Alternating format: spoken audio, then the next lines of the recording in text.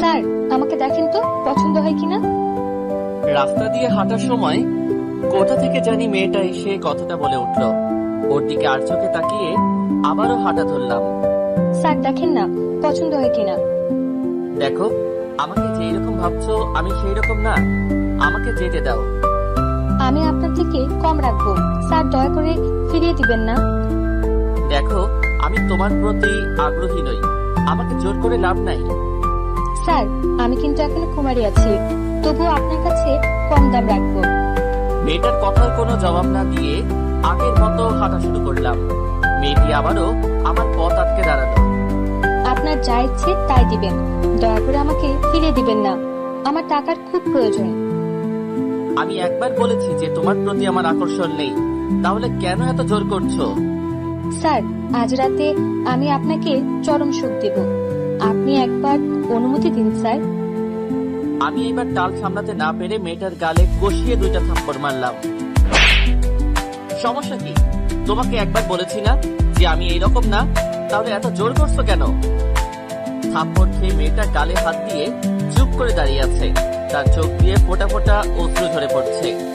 Sir, আমার টাকার খুব দরকার, দয়া করেন একটু আমার উপর।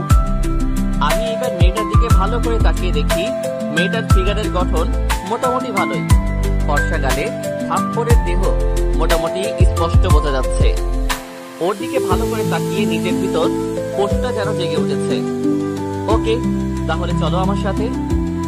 মেয়েটা খুশি হয়ে আমার সাথে যেতে লাগলো। আসার সময় 1 প্যাকেট সিগারেট নিয়ে আসলাম। বাসায় এসে চাবি দিয়ে দরজাটা খুললাম। বাসায় কি আপনি একা থাকেন? হঠাৎ করে মেয়েটা প্রশ্ন করে বসলো। চাকরির কাজে বাইরে থাকি, আর বাবা মা গ্রামে থাকে। ও আচ্ছা। তুমি গিয়ে ফ্রেশ হয়ে ওই রুমে বসো, আমি আসছি। এই বলে মেয়েটাকে একটা রুম দেখিয়ে দিলাম। মেয়েটা একটা মিষ্টি হাসি দিয়ে ওয়াশরুমে চলে গেল। এইদিকে আমি রান্নাঘরে গিয়ে 2 কাপ কফি বানিয়ে আনলাম। কাপ 2টা নিয়ে রুমে গেলাম। এই নিন, কফি খান। না স্যার, আমার নইলে দেরি হয়ে যাবে, আপনি আপনার কাজ শুরু করেন। এত তাড়াতাড়ি কিসের? সবুর করো, আগে কফি খেয়ে নাও। মেয়েটা আমার হাত থেকে কফির কাপটা নিয়ে চুমুক দিল। বাহ, আপনি তো খুব ভালো কফি বানাতে পারেন। পারি কিনা জানি না, তবে প্রতিদিন বানাতে বানাতে অভ্যাস হয়ে গেছে।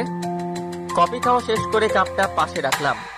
দয়া করে আপনি আপনার মুখটা পরিষ্কার করে আসেন, সিগারেটের গন্ধ আসছে খুব। আমি ছোট্ট একটা হাসি দিয়ে বলতে লাগলাম, বাহ, বেশ্যাদের আবার অস্বস্তি। বেশ্যা কথাটা শুনে যেন মেয়েটা বড় একটা শখ খেলো, যেটা আমি স্পষ্ট দেখতে পেলাম। আমি ওয়াশরুমে গিয়ে ফ্রেশ হয়ে আসলাম।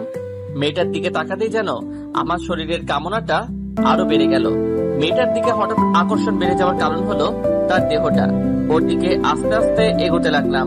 আজকে তোমাকে সারা রাত আমার কাছে থাকতে হবে। সারা রাত থাকতে হবে? কেন, কোনো সমস্যা তোমার? তাহলে তো আপনার আজকে অনেক টাকা খরচ হবে। আপনার তো টাকার প্রয়োজন, তাহলে আমি টাকা দিতে রাজি। তাহলে আমার কোনো সমস্যা নাই থাকতে, আপনি আপনার কাজ শুরু করেন। আমি কথা না বাড়িয়ে চুপচাপ মেয়েটির দিকে এগোতে লাগলাম। মেয়েটার মুখে অজানা ভয় বিরাজ করছে, যেটা আমার একদম দেখার বিষয় না। আমি মেয়েটাকে দেওয়ালের সাথে চেপে ধরলাম। ওর লাল ঠোঁটের জোড়াটা কাঁপছে, ঠোঁট দুটোতে চুমু খেতে যেন সে কেঁপে উঠল। আমার প্রতিটা স্পর্শে সে সাড়া দিচ্ছে, কিন্তু তাও আবার জোর করে দিচ্ছে, যেটা আমি বুঝতে পারছি। সেই দিকে আমি লক্ষ্য না করে কামনায় ব্যস্ত হয়ে গেলাম। ধীরে ধীরে মেয়েটার নাভিতে স্পর্শ করতেই যেন ওর গায়ে শিহরণ দিয়ে উঠল। আমাকে বাধা দিতে গিয়ে পারল না, কারণ টাকার কাছে সে বন্দী। আমি ওকে ধীরে ধীরে বিবস্ত্র করে দিলাম। ধীরে ধীরে আমিও যেন মাতাল হয়ে যাচ্ছি। ঝাঁপিয়ে পড়লাম নিরীহ বেশ্যা মেয়েটার উপর। এইদিকে মেয়েটা ব্যথায় কাতরাচ্ছে, আমি সেই দিকেও খেয়াল না করে পশু হয়ে উঠলাম। মেয়েটা কুমারী থাকায় অনেক ব্লিডিং হয়েছে। নিজের কাজ শেষ করে ফ্রেশ হয়ে আসলাম। মেয়েটা তখনও বিছানায় ব্যথায় ছটফট করছে। মেয়েটাকে ফ্রেশ হতে সাহায্য করলাম। জানি মেয়েটার অনেক কষ্ট হয়েছে। আমি আরো এখন বিছানায় বসে আছি। মেয়েটা ধীরে ধীরে স্বাভাবিক হতে লাগলো। কেমন বোধ করছে এখন? এই তো ভালো বোধ করছি। আপনার সাথে মেলামেশা করলাম, অথচ আপনার নাম পরিচয়টা জানলাম না। জি, আমার নাম নিধি, এবার অনার্স ফাইনাল ইয়ারে পড়ছি। তুমি পড়াশোনা করো? আপনি হয়তো ভাবছেন যে বেশ্যা হয়ে পড়াশোনা করছি কিভাবে। ঠিক তাই। তা আপনার পরিচয় তো কিছুই জানলাম না। আমার নাম ইমন, শুধু এতটুকু জেনে রাখো। আর কোনো পরিচয় নেই আপনার? বাকিটুকু পরে না হয় জেনে নিও। আমিও এক সুন্দর গল্পের সাথে জড়িত, যেটা আজ থেকে আমার জীবনটা পরিবর্তন করে দিয়েছে। জানতে পারি কি সে গল্পটা? আমি আজ না, আরেকদিন যদি নিয়ে আসেন তাহলে ঠিকই বলবো। আজ খুব ক্লান্ত আমি। আচ্ছা, সেটা তোমার ইচ্ছা। তবে আজ থেকে প্রতিদিন তুমি আমার কাছে আসবে, অন্য কারো কাছে যাবে না। যদি না যাই তাহলে টাকা পাবো কোথা থেকে?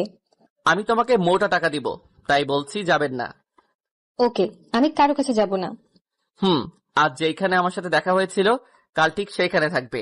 আমি তোমাকে নিয়ে আসবো। আচ্ছা ঠিক আছে। তুমি বসো, আমি আরেক কাপ কফি নিয়ে আসছি। আচ্ছা। আমি চলে এলাম কফি বানাতে। কফির কাপ নিয়ে রুমে ঢুকে দেখি নিধি কার সাথে যেন কথা বলছে, আর আমাকে দেখে কলটা কেটে দিয়েছে। এই নাও তোমার কফি। ধন্যবাদ। আচ্ছা, আপনি কি একা থাকেন? একাই থাকি। কেন? আপনি আপনার ঘরের যা অবস্থা করে রেখেছেন, এটা কি মানুষ করে? নিধি কথা শুনে কিছুটা লজ্জা পেলাম। আসলে সারাটা দিন অফিসে থাকি তো, তাই সহজে গোছানো হয় না। আচ্ছা, এখন বিছানা থেকে নামুন। কেন, কি হয়েছে? আরে বাবা, নামতে বলেছি, নামুন। এত কথা বলছেন কেন? আমি বিছানা থেকে নেমে দাঁড়ালাম। নিধি আমার পুরোটা রুম সুন্দর করে গুছিয়ে দিল। এই কি, তুমি এই কাজ করছো কেন? আজ করেছি, কাল আপনি করবেন। আমি আজ দেখিয়ে দিলাম। ও আচ্ছা। নিধির সাথে কিছুক্ষণ গল্প করে ঘুমিয়ে পড়লাম। ভোর রাতে অনুভব করলাম যে কেউ একজন আমাকে ধাক্কাচ্ছে। ঘুম ঘুম চোখে তাকিয়ে দেখি যে নিধি দাঁড়িয়ে আছে। কি হয়েছে তোমার? ঘুম থেকে উঠুন আর আমাকে আমার পাওনাটা দিয়ে দিন। এই যে নাও তোমার টাকা। নিধি টাকা নিয়ে আর দাঁড়ালো না, সোজা চলে গেল। আমি আবার ঘুমিয়ে পড়লাম। সকালে উঠে ফ্রেশ হয়ে নাস্তা করে নিলাম। নাস্তা করে অফিসে চলে আসলাম। অফিসের কাজ করতে করতে সন্ধ্যা হয়ে গেছে, তাই কাজটা শেষ করে গাড়ি নিয়ে চলে আসলাম সেই জায়গায় যেখানে আমি নিধিকে আসতে বলেছি। ধুর, অনেকক্ষণ হয়ে গেল কিন্তু এখনো আসছে না। ধীরে ধীরে মেজাজটা আরো বেড়ে গেল। গাড়িতে ঢুকে গাড়িটা স্টার্ট দিলাম। হয়তো আজকে নিধি আসবে না, নয়তো আমার কথা ভুলে গেছে। গাড়ি কিছুটা সামনে এগোতেই পিছনে কেউ জানি ডাক দিয়ে উঠলো আমার নাম ধরে। গাড়িটা ব্রেক ধরে নেমে দেখি নিধি আমার দিকে আসছে। কি হলো, তোমার এত দেরি হলো কেন? বাসায় কাজ করছিলাম, তাই দেরি হয়ে গেছে। ওকে, গাড়িতে বসো তাহলে। বসছি। নিধি গাড়িতে বসলো, আমি ড্রাইভ করতে লাগলাম আর সিগারেট খাচ্ছি। আচ্ছা, আপনার এটা না খেলে হয় না? সিগারেটের কথা বলছো? ওইটার কথা বলছি। ইচ্ছে করলে ছাড়া যায়, কিন্তু ইচ্ছে করে ছাড়ি না। আজ থেকে আর আপনি সিগারেট খাবেন না। আপনার কথা হবে নাকি? আমার কথাই হবে। আপনি আর সিগারেট খাবেন না, এটা খুব খারাপ শরীরের জন্য। আচ্ছা, চেষ্টা করবো ছেড়ে দেওয়ার। হাতের সিগারেটটা ফেলে দিন। দিচ্ছি। এই বলে হাত থেকে সিগারেটটা ফেলে দিলাম। এই তো গুড। আর যাতে না দেখি এগুলো খাচ্ছেন। আমি কিছু না বলে নিধির দিকে তাকিয়ে আছি। এই, রাস্তায় তাকান, না হলে অ্যাক্সিডেন্ট হবে। নিধির কথায় রাস্তায় মন দিলাম। তাকিয়ে তাকিয়ে কি দেখছেন? তোমাকে দেখছি, অপরূপ লাগছে তোমাকে। আমি তো আমার সবকিছু আপনাকে দিয়েছি। কিন্তু একটা জিনিস দেননি। কি দেই নাই আমি? না হয় পরেই বলবো। আচ্ছা। কথা বলতে বলতে দুজনে বাসায় চলে আসলাম। তুমি গিয়ে ফ্রেশ হয়ে আসো। আপনিও হয়ে আসুন। আসছি আমি। আমি চলে আসলাম ফ্রেশ হওয়ার জন্য। ফ্রেশ হয়ে এসে কফি বানালাম। কফি কাপটা নিয়ে নিধির কাছে গেলাম। এই নাও, কফি খাও। আপনি এত কফি কিভাবে খেতে পারেন? কাপটা হাতে নিয়ে বলল, বাসায় একা থাকি তো, যখন ইচ্ছে বানিয়ে খাই, তাই অভ্যাস হয়ে গেছে। কফি খাওয়া শেষ করলাম দুজনে। নিন, এবার আপনি আপনার কাজ শুরু করেন। কাজ শুরু করা যাবে, আগে তুমি কেন এই লাইনে এসেছো তার গল্পটা শোনাও আমাকে। আচ্ছা, সেটা না হয় কাজের পর শোনাবো। আপনি আগে কাজ শুরু করেন। তুমি গল্পটা বলো। গল্প শোনাচ্ছি আপনাকে ভালো করে। এই বলে নিধি তার ঠোঁট দিয়ে আমার ঠোঁট দুইটা তার দখলে নিয়ে যায়। নিধিকে সামলাতে না পেরে সাড়া দিতে লাগলাম আমি ওর প্রতিটা স্পর্শে। নিধিকে যখনই স্পর্শ করি ততবারই সে কেঁপে কেঁপে উঠছে, যেন অজানা শিহরণ বয়ে যাচ্ছে আমার শরীরে। আমি নিজের কাজে ব্যস্ত। এক পর্যায়ে নিধিকে বিবস্ত্র করে নিজের চাহিদাটা মেটাতে লাগলাম। মেয়েটি জবাই করা মুরগির মতো ছটফট করছে। হঠাৎ নিধি কোনো সাড়া দিচ্ছে না। তাকিয়ে দেখি ও অজ্ঞান হয়ে গেছে। নিজের চাহিদার কাজটা রেখে পানি ছিটিয়ে দিলাম ওর মুখে। নিধি চোখ মেলে তাকালো। ঠিক আছো তুমি? কিছুটা। ওকে, তুমি রেস্ট নাও, তোমাকে আর বিরক্ত করব না। না না, আপনি আপনার কাজ করে যান, আমি সহ্য করে থাকতে পারবো। তুমি একটু অপেক্ষা করো, আমি কফি নিয়ে আসছি। আচ্ছা। আমি আবার কফি বানাতে গেলাম। কফিটা বানিয়ে ওর হাতে কাপটা দিলাম। দুজনে পাশাপাশি বসে আছি। ও কাপে চুমুক দিচ্ছে আর কথা বলে যাচ্ছে। এমন সময় ওর কল আসলো। ও আমার কলটা ধরতে বিব্রত হচ্ছে, সেটা আমি বুঝতে পেরেছি। তুমি কলটা ধরো আর স্পিকার অন করে কথা বলো। নিধি কিছু না বলে চুপচাপ আমার দিকে তাকিয়ে আছে। কি হলো, কথা কি কানে যাচ্ছে না? কলটা ধরে স্পিকারটা অন করো। মেয়েটা অনিচ্ছা সত্ত্বেও আমার জোরাজোরিতে বাধ্য হয়ে রিসিভ করলো কলটা। কলটা রিসিভ করতেই একটা বাচ্চা ছেলের আওয়াজ শুনতে পেলাম। আপু, তুমি কই? আজকে বাসায় আসবে না? আজকে অনেক চাপ রে অফিসে, তুই খেয়ে ঘুমিয়ে যা। না, আমি তোমাকে ছাড়া খাবো না, তুমি আসলে খাবো। তুই এখনো কিছু খাস নাই? না, তুমি না আসলে আমি খাবো না। একটু বোঝার চেষ্টা কর ভাই, আমি কাজে আছি, ফিরতে ফিরতে সকাল হয়ে যাবে। আমি তোমার সাথে আর কথা বলবো না, তুমি মায়ের সাথে কথা বলো। কিরে নিধি, তুই আজকেও কি বাসায় আসবি না? কি করে আসি আমি? চাপ অনেক, আসা সম্ভব হবে না। তুই ছাড়া যে অপু খাবার খাবে না। তুমি ওকে একটু বুঝিয়ে শুনিয়ে খাইয়ে দাও। চেষ্টা করেছি অনেক, কিন্তু পারছি না। তুমি ওকে মোবাইলটা আবার দাও। বলো আপু। লক্ষ্মী ভাই আমার, আজকে খেয়ে নে, কাল আমি থাকবো তোর সাথে, আর তোর জন্য অনেক চকলেট কিনে আনবো। আচ্ছা, আজকের মতো খাচ্ছি, আর খাবো না। খেয়ে চুপ করে ঘুমিয়ে যা। আচ্ছা আপু, মায়ের সাথে কথা বলো। কিরে, কিছু বলবি? তুই কি কিছু খেয়েছিস? খেয়েছি আমি, তোমরা খেয়ে ঘুমিয়ে যাও। আচ্ছা, সকালে তাড়াতাড়ি চলে আসিস। আচ্ছা, আসবো। নিধি কল কেটে দিল। পাশে বসে থাকা আমি পাথর হয়ে বসে রইলাম। খেয়াল করলাম ওর চোখের কোণে পানি। রাতে খাবার খেয়েছো? খেয়েছি। আমার দিকে তাকাও। নিধি আমার দিকে একবার তাকিয়ে চোখ নামিয়ে ফেললো। তোমার চেহারায় বলে দিচ্ছে তুমি কিছু খাওনি, তাহলে মিথ্যে বলেছো কেন? নিধি চুপ করে রইল। 1 মিনিট অপেক্ষা করো, আমি আসছি। কই যাবেন আপনি?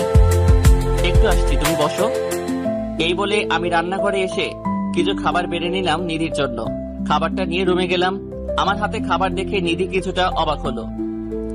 অবাক হওয়ার কিছুই নেই, তোমার জন্য খাবার এনেছি। আমার খিদে নেই, আমি খাবো না। একদম চুপ, আর একটা কথা বলবা না। নিধি ধমক খেয়ে চুপ করে বসে রইল। নাও, হা করো, আমি ওকে খাইয়ে দিব। এটা দেখে ও চমকে গেল।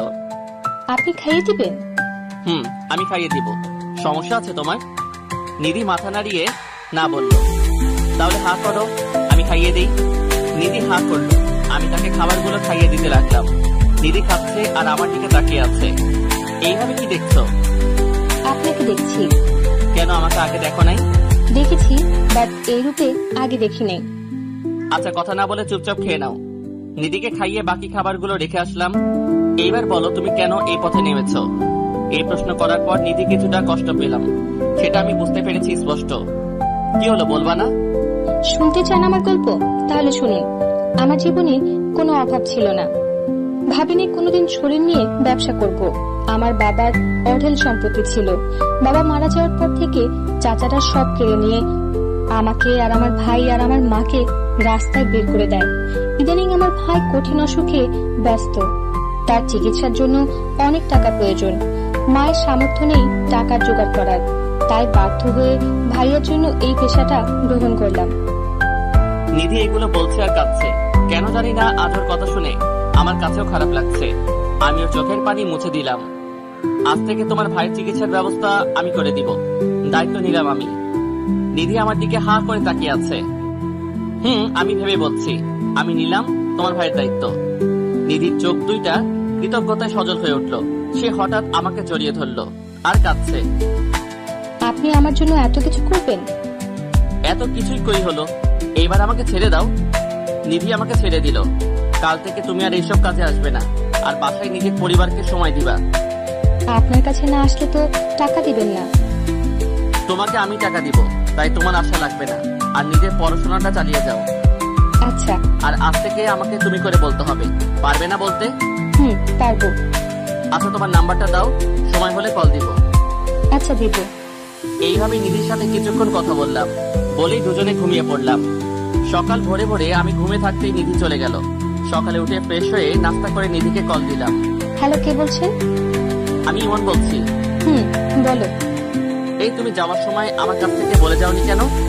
দেখলাম তুমি ঘুমে, তাই আর দেখি নাই। নিজের পাওনাটা নিবে না? ওটা না হয় আমার ভাইয়ের জন্য জমা থাকুক। ও আচ্ছা। নাস্তা করেছো? করেছি। তুমি করেছো? করেছি। এখন কলেজে যাচ্ছি। ওকে, সাবধানে যেও। তুমিও সাবধানে অফিসে যেও। বাই। Okay bye. কলটা কেটে দিয়ে অফিসের জন্য রেডি হয়ে অফিসে চলে আসলাম। কাজ করতে করতে দুপুর হয়ে গেছে। এমন সময় নিধির কল আসলো। বলো নিধি। এই, দুপুরে কিছু খেয়েছো? না, পরে খাবো। তুমি খেয়েছো? খেয়েছি। তুমি খাওনি কেন? পরে খাবো, কাজ করছি তাই। ওকে, দ্রুত খেয়ে নিবা। খাবো। আজকে তোমার আর আমার বাসায় আসার প্রয়োজন নেই, তুমি বাসায় থেকো। আচ্ছা, থাকবো। Okay bye. কল কেটে দিয়ে অফিসের কাজে মন দিলাম। কাজটা শেষ করে বাসায় ফিরে আসলাম। রাতের খাবার খেয়ে নিলাম। ঘুমানোর জন্য প্রস্তুতি নিয়ে ঘুমিয়ে পড়লাম। এই কি নিধি, তুমি হঠাৎ বাসায়? তোমাকে ইনভাইট করতে এসেছি। আমাকে ইনভাইট করতে এসেছো? কিসের জন্য? আগামী পরশু আমার বিয়ে, তার ইনভাইট। নিধির কথা শুনে যেন আকাশ থেকে পড়লাম। আমিও যে নিধিকে মনে মনে অনেকটাই ভালোবাসি, হয়তো প্রকাশ করা হয়নি, তাই বলে নিধি বিয়ে করবে? এসব কি বলছো তুমি? তোমার বিয়ে মানে? আমার বিয়ে মানে আমার বিয়ে। তাহলে আমার কি হবে? তোমার কি হবে মানে? আমিও যে তোমাকে খুব ভালোবাসি। কি? তুমি আমাকে ভালোবাসো? অনেক ভালোবাসি তোমাকে। তোমাকে ছাড়া থাকা যে অসম্ভব। তাহলে সেটা প্রকাশ করলে না কেন? তোমাকে হারানোর ভয়ে, যদি তোমাকে হারিয়ে ফেলি তাই। এখন তো আমাকে হারিয়ে ফেলেছো, কয়দিন পর আমি আরেকজনের বউ হব। না প্লিজ নিধি, এমনটা করো না। আমি যে অসহায় হয়ে যাব। নিধি কিছু না বলে হাঁটতে লাগলো। আমি ওকে পিছন থেকে ডাকছি, নিধি দাঁড়াও, প্লিজ দাঁড়াও। হঠাৎ ঘুমটা ভেঙে গেল আমার। পুরো শরীর দিয়ে আমার ঘাম বের হচ্ছে। তাহলে কি এটা স্বপ্ন দেখলাম? কিন্তু নিধিকে নিয়ে দেখলাম কেন? বুকটা এখনো ধপাস ধপাস করছে। ঢকঢক করে এক গ্লাস পানি খেয়ে নিলাম। তাও যেন কেউ বুকের ভিতর হাতুড়ি দিয়ে পিটাচ্ছে। আচ্ছা, আমি নিধিকে নিয়ে এই স্বপ্ন দেখলাম কেন?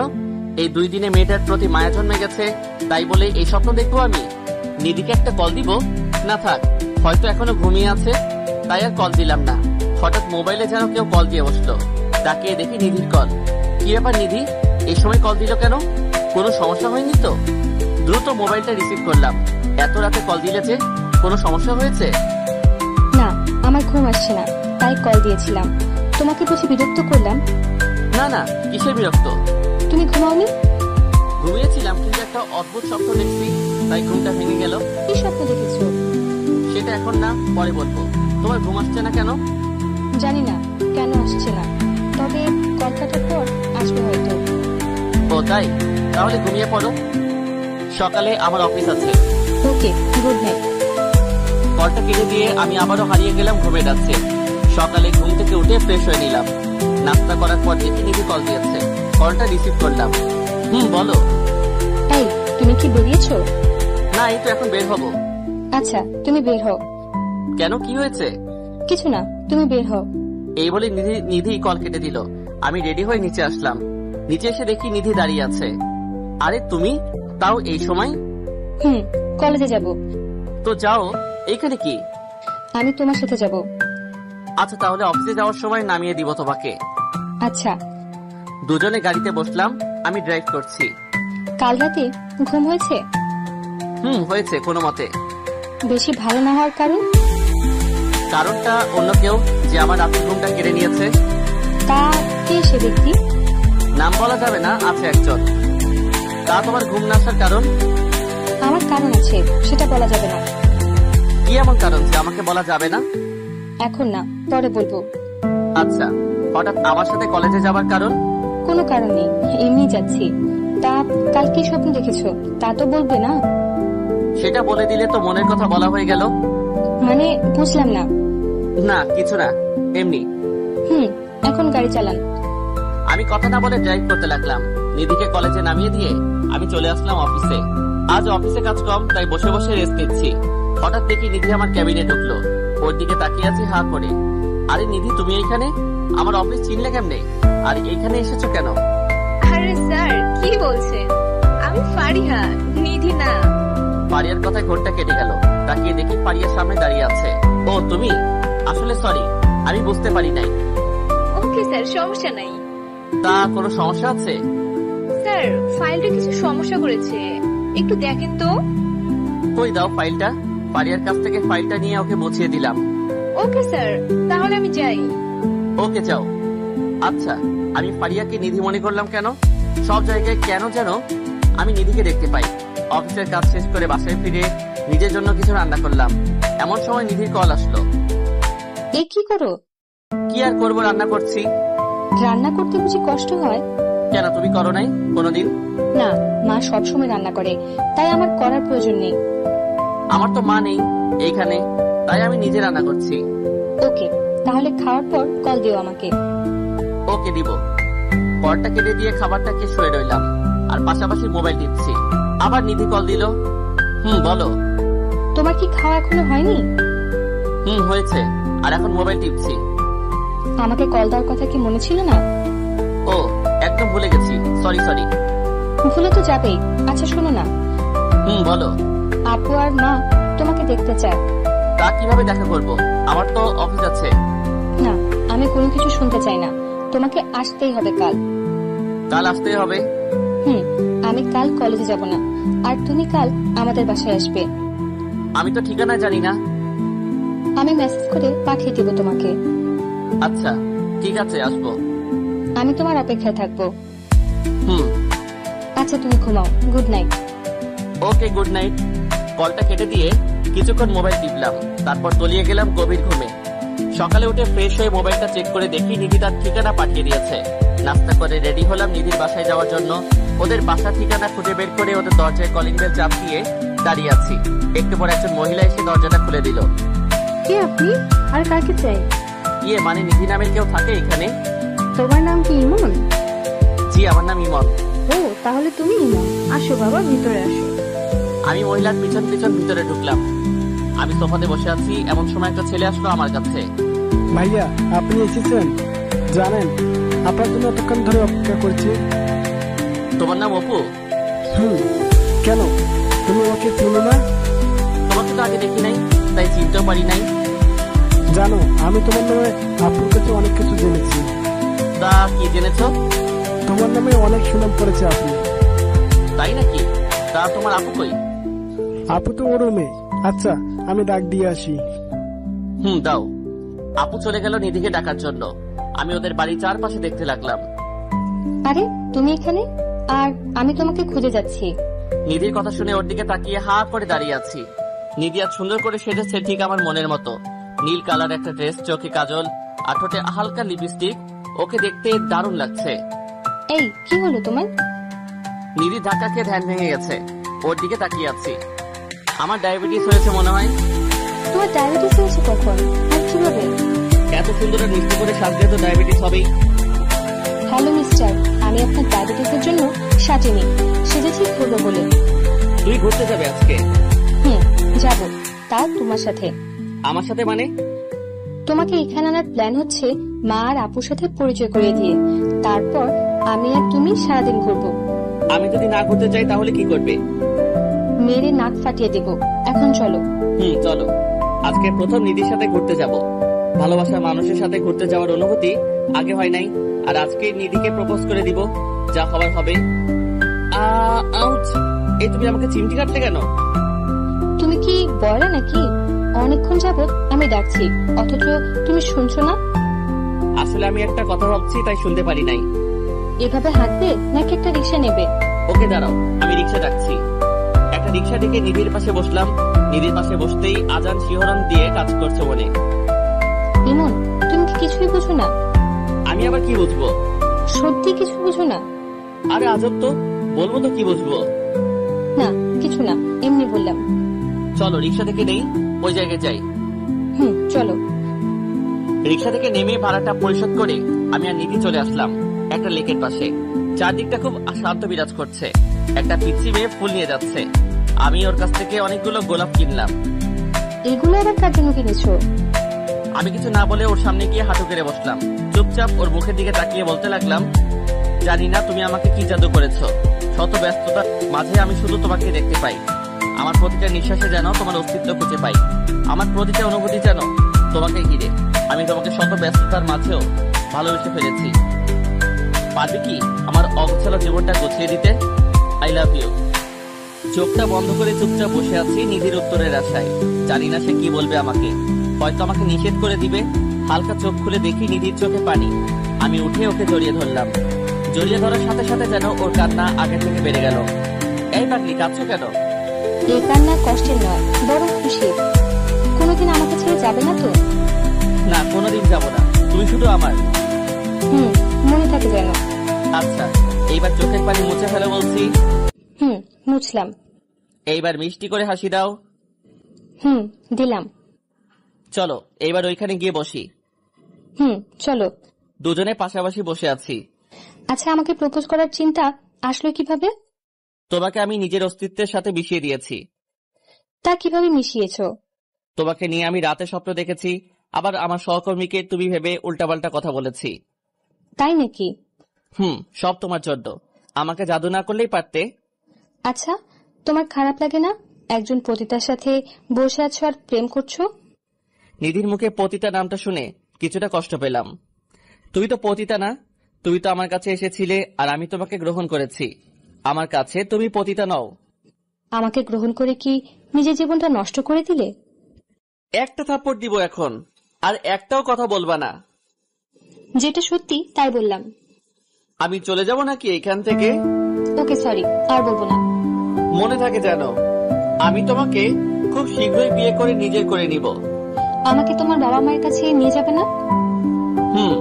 অফিসটা বন্ধ দিলে আমি তোমাকে নিয়ে যাব। ওকে। এখন চলো কিছু কিনবো। কি কিনবে এখন? আগে চলো, তারপর দেখবে কি কিনি। ওকে, চলো। নিধিকে নিয়ে একটা মার্কেটে গেলাম। মেয়েদের শপে ঢুকতেই নিধি হাত ধরে ফেললো। কি হলো, হাত ধরলে কেন? এটা তো মেয়েদের পণ্যের দোকান, এখানে তুমি কি করবে? ভিতরে চলো, কাজ আছে। নিধি আর আমি ভিতরে ঢুকে শাড়ি দেখতে লাগলাম। নিধি অবাক চোখে আমার দিকে তাকাচ্ছে আর আমার সাথে হাঁটছে। দুইটা শাড়ি কিনলাম আর ছোটদের জামা আর প্যান্ট কিনলাম। আচ্ছা, এগুলো কিসের জন্য কিনেছো? আর এগুলো তো মেয়েদের কাপড়। আমি তো মেয়েদের গুলাই কিনলাম, একজনকে দিব বলে। কাকে দিবে এগুলো? সেটা না হয় পরেই বলবো। ওকে, আজকে আর ঘুরবো না, এখন বাসায় যাব। ওকে, চলো তোমাকে এগিয়ে দিয়ে আসি। চলো। নিধিকে পাশের সিটে বসিয়ে ড্রাইভ করে ওদের বাসার সামনে নিয়ে এলাম। এই নাও, এইগুলা তোমাদের জন্য। কি, এগুলো আমার জন্য? একটা শাড়ি তোমার মায়ের জন্য, আর একটা তোমার জন্য। জামা আর প্যান্ট গুলো অপুর জন্য। কি দরকার ছিল আমার জন্য এগুলো কেনার? চুপচাপ এইগুলো নাও, আমাকে আবার যেতে হবে। সাবধানে যেও। ওকে, বাই। নিধিকে বিদায় দিয়ে বাসায় চলে আসলাম। বাসায় আসতে আসতে বিকেল হয়ে গেছে। পরের দিন সকালে নাস্তা করে অফিসে যাওয়ার জন্য রেডি হচ্ছি, এমন সময় নিধি কল দিল। বলো। এই, তুমি অফিসে যাওয়ার সময় আমাদের এদিক দিয়ে আসবা। কেন? তোমার সাথে কলেজে যাব, তাই এদিকে আইসো। ওইখান দিয়ে তো আমার অনেক দূর হয়ে যাবে তাহলে। হলে হোক, তোমাকে আসতেই হবে। ওকে, আমি গাড়ি নিয়ে তোমাদের ওইখান দিয়ে আসছি। ওকে, তাড়াতাড়ি আইসো, আমি অপেক্ষা করছি। আসছি। কলটা কেটে দিয়ে তাড়াতাড়ি রেডি হয়ে নিলাম। গাড়ি নিয়ে দ্রুত চলে আসলাম নিধির বাসার সামনে। গিয়ে দেখি নিধি রাস্তায় দাঁড়িয়ে আছে। আমি ওর সামনে গাড়িটা দাঁড় করালাম। উঠে পড়ো তাড়াতাড়ি। নিধি আমার পাশে বসলো। আমি ড্রাইভ শুরু করলাম। হঠাৎ আমাকে এইখান দিয়ে আসতে বলেছো কেন? আমি প্রতিদিন তোমার ওইখানে যেতে পারবো না, তাই তোমাকে এখানে আসতে বলছি। এইখানে আসলে আমার আরো দেরি হয়ে যায়। হলে হোক, তবুও তুমি আসবে। আসবো। জানো, কাল তোমার দেওয়া জিনিসগুলো পেয়ে ওরা অনেক খুশি হয়েছে। তাই নাকি? তা তুমি খুশি হওনি? আমিও অনেক। তোমার কলেজে এসে গেছে, এখন নামো। সাবধানে যেও, বাই। Okay, by. অফিসে এসে কাজ করতে লাগলাম। এমন সময় বসের থেকে খবর আসলো যে পারিপার্শ্বিক কিছু কাজের জন্য অফিস নাকি কয়েকদিন বন্ধ। অফিসের কাজ শেষ করে বাসায় ফিরে রান্না করছি, এমন সময় মা কল দিল। হ্যাঁ মা, বলো। কি রে বাবা, কেমন আছিস? এই তো ভালো, তুমি আর বাবা কেমন আছো? এই তো ভালো। তা আমাদের তো ভুলে গেছিস। ধুর, কি যে বলো না, তোমাদের কি ভোলা যায়? সেই কবে যে মায়ের সাথে দেখা করছিলি, এরপর তো আর দেখা করলি না। মা, তুমি জানো ব্যস্ত থাকি খুব, তাই আসতে পারি না। তবে অফিস বন্ধ দিয়েছে। তাহলে গ্রাম থেকে ঘুরে আয়। না মা, মাত্র কয়েকদিন বন্ধ, আসাটা ঠিক হবে না। আমি কিছুই শুনতে চাই না, তুই কাল সকালে বাসে উঠবি, ব্যাস। ওকে, দেখি। না, কোনো দেখা দেখি নাই, তুই কাল আমার কাছে আসবি। আচ্ছা, আসবো। তা অফিস থেকে মনে হয় মাত্র ফিরেছিস, তাই না? এখন আসলাম। কিছু খেয়েছিস? না, এখন খাবো, রান্না প্রায় শেষ। ওকে, খেয়ে নে, পরে কথা বলবো। ওকে, আল্লাহ হাফেজ। কল কেটে দিয়ে কিছু খাবার খেলাম। খাওয়ার পর নিধির কল আসলো। বলো। কিছু বলবো না, শুধু শুনবো এখন। কি শুনবা? তুমি যা বলবে তাই শুনবো। কাল আমার সাথে যেতে পারবে? কোথায় যাব? কাল আমি গ্রামে যাব, আমার সাথে যেতে পারবে? যাব। তুমি কখন যাবে? যাব সকালে। তুমি আন্টিকে রাজি করাতে পারবে? আরে, আমি মাকে বললে মা আর না করবে না। ওকে, তাহলে কাল রেডি থাকো, আমি তোমাকে নিয়ে যাব। জানো আমি তোমার কথায় কত খুশি হয়েছি? না, জানি না, বলো কতটা খুশি হয়েছো? অনেক খুশি হয়েছি, যা বলে বোঝানো সম্ভব না। থাক, বেশি খুশি হইও না, পরে কাঁদতে হবে। তাও ঠিক। আচ্ছা বাই, পরে কথা বলবো। ওকে, বাই, লাভ ইউ। এইভাবে কেটে গেল রাতটি। পরের দিন সকালে নাস্তা করে রেডি হয়ে নিলাম বাড়িতে যাওয়ার উদ্দেশ্যে। রেডি হয়ে গাড়ি নিয়ে বেরিয়ে পড়লাম নিধির বাসার উদ্দেশ্যে। অনেকক্ষণ হয়ে গেল মহারানীদের বাসার নিচে অপেক্ষা করছি। মহারানী সেজে আসলো, ওকে দেখে আমি অবাক হয়ে দাঁড়িয়ে আছি। এত সেজে আসার কারণটা আমার অজানা। এত কি দেখছো আমাকে? এইভাবে তো আমাকে প্রেমের ফাঁদে ফেলেছো। তাই? তা আমাকে কেমন লাগছে? সেটার বর্ণনা দেওয়ার জন্য আমার দাঁত নেই। কেন? তোমাকে অনেক সুন্দর লাগছে। এখন চলো। আসছি। নিধি আমার পাশে বসেছে। প্রায় ঘন্টাখানেক ড্রাইভ করছি, এখনো 3 ঘন্টার রাস্তা বাকি। এই শোনো না। বলো, শুনছি। আমার অনেক বমি পাচ্ছে, শরীরটা খুব ক্লান্ত লাগছে। মেডিসিন কিনে দিব নাকি? না, আমি একটু কাত হয়ে ঘুমাবো। কাত হয়ে গাড়ির মধ্যে কিভাবে ঘুমাবা? তুমি ড্রাইভ করো, আমি তোমার কোলে ঘুমাচ্ছি। ওকে, ঘুমাও। নিধি আমাকে শক্ত করে চেপে ধরে আমার কোলে ঘুমিয়ে গেল। এইদিকে আমি আমার মতো ড্রাইভ করছি আর নিধির মাথায় হাত বোলাচ্ছি। 3 ঘন্টা পর আমি আমার গ্রামের বাড়িতে আসলাম। এইদিকে নিধি এখনো ঘুমিয়ে আছে। এই নিধি, উঠো। কি হয়েছে? ডাকছো কেন? আমরা চলে আসছি, তুমি উঠে পড়ো। না, আমি ঘুমাবো, আমার খুব ক্লান্ত লাগছে। এই যে ঘরে গিয়ে ঘুমাবা, এখন চলো। এই বলে আমি নিধিকে উঠিয়ে দিলাম কোল থেকে। কচু, তোমার জন্য ঘুমাতে পারলাম না ঠিক করে। আমি আর নিধি বাসার সামনে এসে কলিং বেল চাপ দিলাম।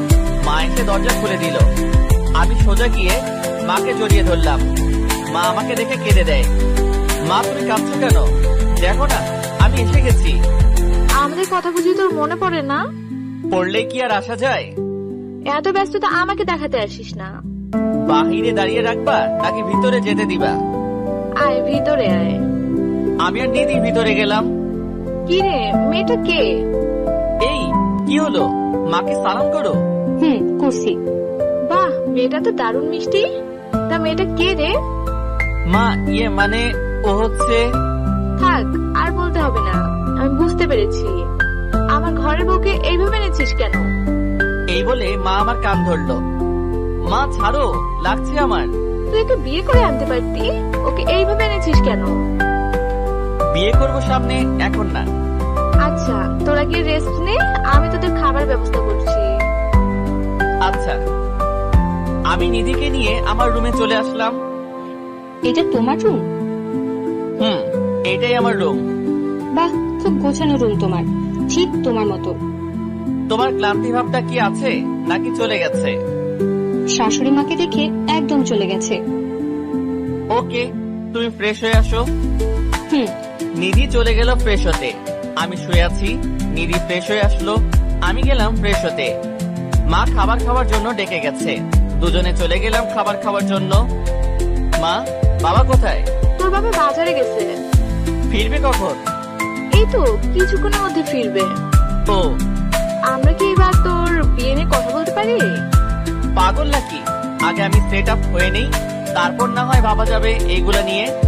সেটা অনেক হয়েছিস, এবার বিয়েটা কর। না, এখন না, কয়েকদিন পর।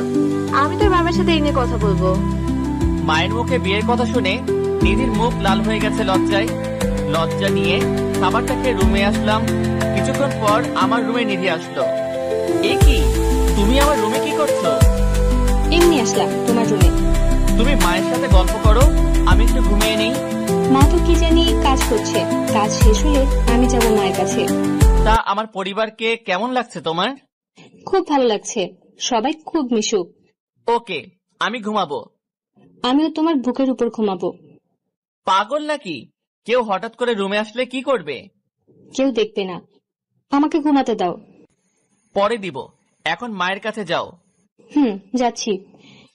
নিধি চলে গেল মায়ের কাছে, আর আমি তলিয়ে গেলাম গভীর রুমে। ঘুম থেকে অনুভব করলাম কেউ একজন আমাকে ধাক্কাচ্ছে। ঘুম ঘুম চোখে তাকিয়ে দেখি নিধি দাঁড়িয়ে আছে। কি হয়েছে, ধাক্কাচ্ছ কেন? এই, অনেকক্ষণ ঘুমিয়েছো, এখন উঠে পড়ো। আর একটু ঘুমাতে দাও আমাকে। না না, দেখো রাত হয়ে গেছে, এখন উঠে পড়ো। ধুর, তোমার জন্য ঘুমাতেও পারলাম না। এখন ফ্রেশ হয়ে আসো। যাচ্ছি। ফ্রেশ হয়ে এসে মায়ের বানানো গরম গরম পিঠা খেলাম। পিঠা খাওয়ার পর ছাদে বসে আছি দোলনায়। এমন সময় পিছন থেকে কেউ কাঁধে হাত রাখলো। পিছনে তাকিয়ে দেখি নিধি দাঁড়িয়ে আছে। দাঁড়িয়ে আছো কেন? বসো এখানে। তা একা একা কি করছো? এমনি বসে আছি। তা তুমি আসলে যে? তোমাকে খুঁজে বেড়াচ্ছি আমি, তাই ভাবছি যে তুমি এখানে আছো। অনেকদিন পর গ্রামে আসায় মনটা খুব ফ্রেশ ফ্রেশ লাগছে। কাল আমাকে একটু গ্রাম দেখতে নিয়ে যাবে? যাব। হাত সরাও, আমি তোমার কোলে মাথা রেখে ঘুমাবো। ঘুমাও। নিধি আমার কোলে শুয়ে আছে, আর আমি তার মাথায় বিলি কেটে দিচ্ছি। আচ্ছা, আমরা কবে ঢাকা ফিরবো? এই তো 2 দিন পর।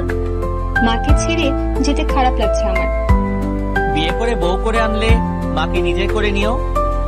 আমি তোমাকে এখনই নিজের আপন করে নিয়েছি। তুমি যে আমার জীবনে আসবে তা আমি কোনোদিন কল্পনা করি নাই, আর এতটা ভালোবাসবো তা আমার কল্পনার বাহিরে।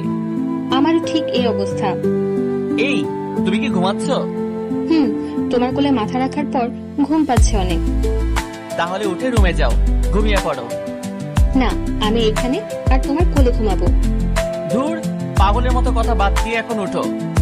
তোমার জন্য ঘুমাতেও পারি না ঠিক মতো। কোলে এখন না, পরে ঘুমাইও। এখন রুমে যাও। যাচ্ছি। নিধি চলে গেল রুমে। আমি কিছুক্ষণ ছাদে বসে রুমে চলে আসলাম। এসে দেখি পাগলিটা আমার রুমে ঘুমিয়ে গেছে। রুমে এসি চলছে, রুমটা অনেক ঠান্ডা হয়ে গেছে। ওর শরীরে কাঁথাও নেই, তাই একটা কাঁথা ওর শরীরে দিয়ে দিলাম। ও ঘুমের ঘরে আমার হাতটা ধরে রেখেছে। আমি ওর কপালে একটা ভালোবাসার পরশ এঁকে অন্য রুমে চলে আসলাম। এসে ঘুমিয়ে গেলাম। পরের দিন ভোর রাতে অনুভব করলাম কেউ একজন বুকের উপর খুব চাপ দিচ্ছে। ঘুম চোখে দেখি নিধি শুয়ে আছে। আমি ওকে দেখে লাফ দিয়ে উঠেছি, যার কারণে নিধি মাটিতে পড়ে গেল। ও মারে, মরে গেলাম রে, কোমরটা মনে হয় শেষ। ও চিৎকার শুনে দ্রুত ওর মুখ চেপে ধরলাম। এই কি করছো? এত জোরে চিৎকার করছো কেন? তুমি আমাকে ফেলে দিলে কেন?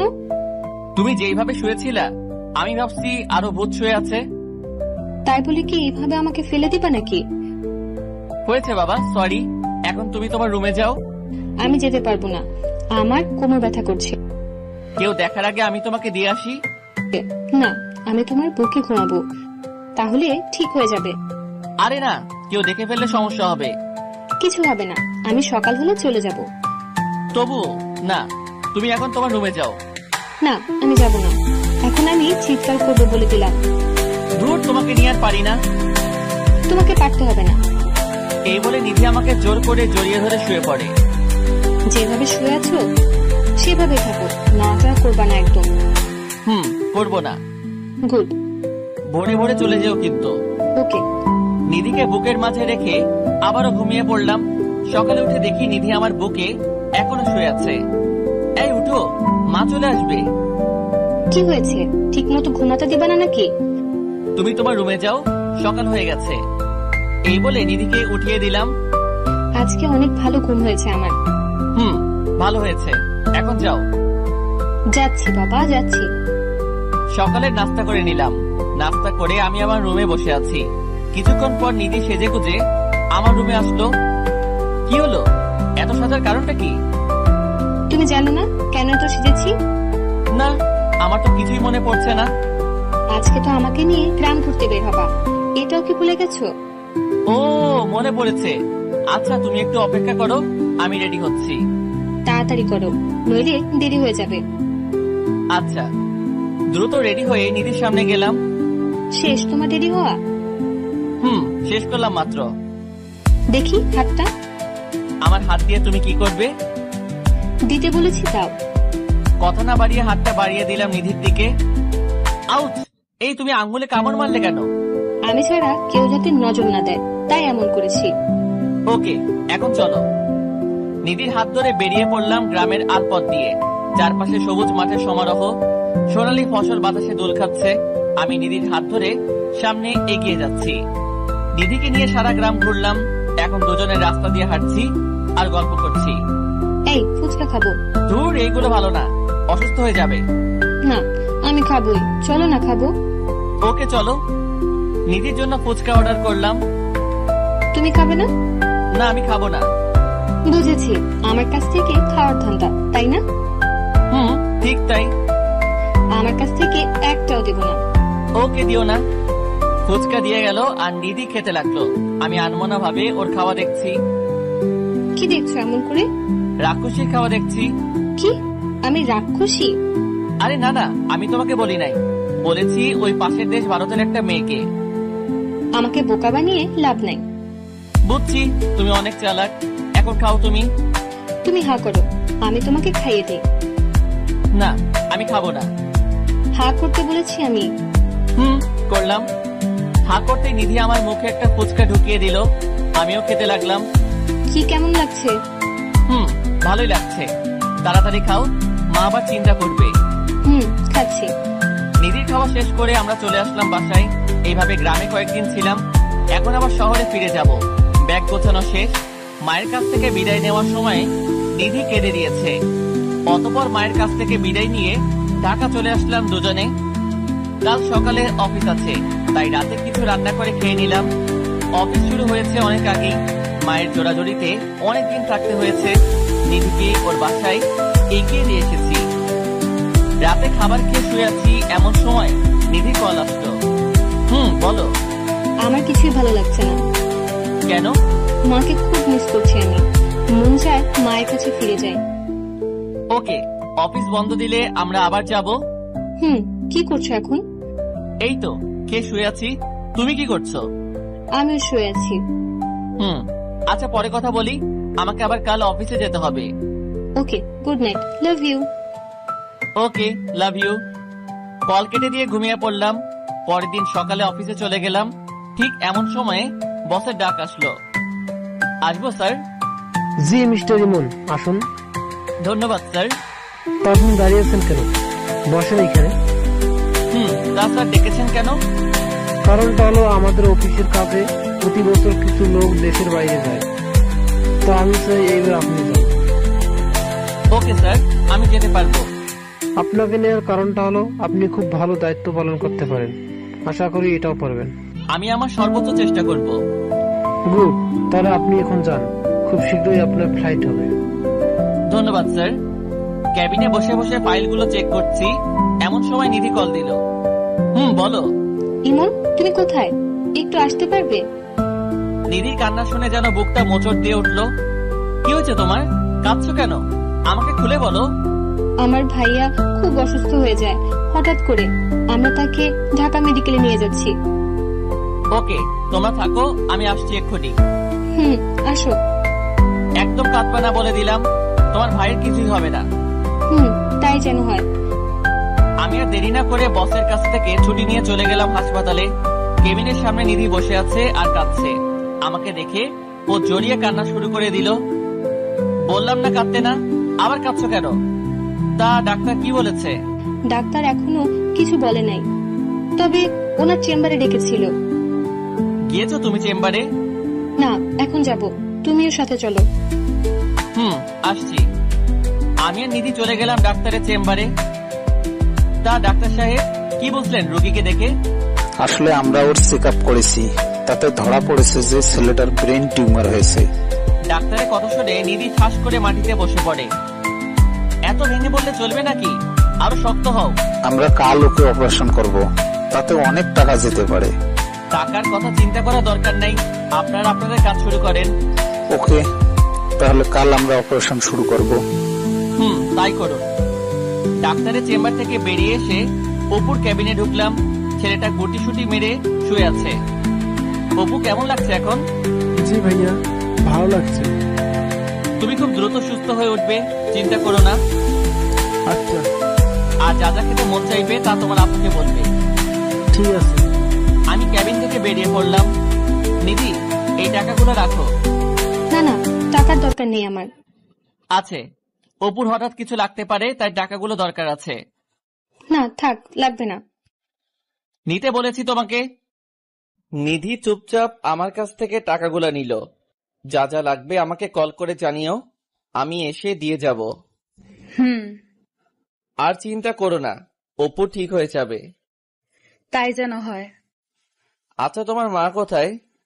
মা টেনশন করবে বলে ওনাকে আর সাথে নিয়ে আসি নাই। ভালো করেছো, আর ঠিক মতো খাবার খাবে। তাহলে আমি যাই। ওকে, সাবধানে যেও। আমি চলে আসলাম বাসায়। অফিসের কাজে বাহিরে যাওয়ার কথা নিধিকে বলি নাই, কারণ এই অবস্থাতে যদি ওই কথা বলি তাহলে মন আরো ভেঙে পড়বে। বাসায় এসে কিছু খাবার খেয়ে নিলাম। হঠাৎ বসের কল আসলো। হ্যাঁ স্যার, বলেন। তোমার কাল অফিসে আসার দরকার নাই, তোমার কাল 7টায় ফ্লাইট। স্যার, এত তাড়াতাড়ি? হঠাৎ সময়টা নির্ধারণ করা হয়েছে। ওকে স্যার, আমি আসবো। কল কেটে দিয়ে ভাবতে লাগলাম কি করব আমি এখন। কাল অপুর অপারেশন, আবার কাল ফ্লাইট। কোন দিকে যাব আমি? ফ্লাইটের কথা যদি নিধিকে জানাই তাহলে ওর মনটা ভেঙে যাবে। না থাক, ওকে কাল আমার ড্রাইভারকে দিয়ে টাকাটা পাঠিয়ে দিব, আর সময় বুঝে ফ্লাইটের কথাটা বলবো। তাড়াতাড়ি করে ব্যাগটা গুছিয়ে নিলাম। অপুর খবর নেওয়ার জন্য নিধিকে কল দিলাম। নিধির মোবাইল বন্ধ আছে, হয়তো চার্জ নেই মোবাইলে। রাতে মোবাইলটা চার্জ দিয়ে শুয়ে পড়লাম। ভোর রাতে উঠলাম। আচ্ছা, নিধিকে কি এখন কল দিব? না থাক, ও এখন ঘুমাচ্ছে, বিরক্ত করে লাভ নাই। অপারেশনের টাকা আমার ড্রাইভারের কাছে দিয়ে আমি চলে আসলাম এয়ারপোর্টে। অফিসের আরো কর্মকর্তা আমার সাথে যাচ্ছে। আমরা সবাই সিঙ্গাপুরে যাব। সবাই বিমানে বসলো, আর বিমান সিঙ্গাপুরের উদ্দেশ্যে উড্ডয়ন করলো। এইদিকে অপুর অপারেশন এখন হবে। বাটা ড্রাইভার টাকা নিয়ে এখনো যায় নাই। নিধি বাধ্য হয়ে আমাকে কল করলো। ফ্লাইট মোড অন থাকার কারণে মোবাইল বিজি বলছে। বারবার চেষ্টা করেও লাভ হয়নি। নিধির খুব চিন্তা হচ্ছে। কি হলো, আপনি কি এখনো টাকার ব্যবস্থা করতে পারেননি? ডাক্তার সাহেব, টাকার ব্যবস্থা করা আছে, আপনি অপারেশন শুরু করেন, আমি আসছি। ওকে। নিধি বাধ্য হয়ে আমার বাসায় চলে আসলো। এসে দেখে বাসায় তালা দেওয়া। যেইটা দেখার মানসিক প্রস্তুতি নিধির ছিল না। সে আবারও পাগলের মতো আমাকে কল করতে লাগলো, কিন্তু প্রতিবার বিজি বলছে। শেষমেশ সে ধপাস করে মাটিতে বসে পড়ে। তাহলে কি ইমন আমাকে ঠকালো? যাকে এত বিশ্বাস করলাম সে কিনা আমাকে ঠকাতে পারলো? নিজের সর্বস্ব দিয়েও ভাইটার জন্য কিছু করতে পারলাম না। আমি কোনোদিন ভাবতেও পারি নাই যে ভালোবাসার নাম করে সে আমাকে এভাবে ঠকাবে। তাহলে কিসের জন্য আমি নিজেকে সামলে রেখেছি? আমি আবার হয়ে উঠবো পতিতা। আরে, যার জন্য এত কিছু করলাম সেই যদি আমাকে ঠকাতে পারে, তাহলে আমি কেন ওর জন্য নিজেকে সংযত করে রাখবো? নিজের ভাইয়ের জন্য আমি সবকিছু করতে পারি। আমাকে যেই করেই হোক টাকার ব্যবস্থা করতে হবে। এই বলে নিধি নিজের ভাইয়ের জীবনটা বাঁচানোর জন্য চলে গেল পতিতালয়ে। সে আজ নিজেকে বিলিয়ে দিবে।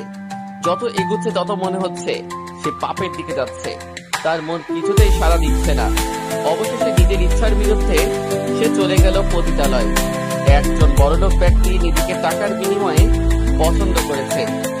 নিধি এখন রুমে বসে আছে আর মাথাটা নিচে করে কাঁদছে। কারো উপস্থিতি টের পেয়ে সে একটু নড়ে চড়ে বসলো। এই যে সুন্দরী, ওইভাবে না থেকে আমার কাছে আসো। নিধি এইবার নিজেকে সামলাতে পারলো না, হুড় হুড় করে কেঁদে দেয়।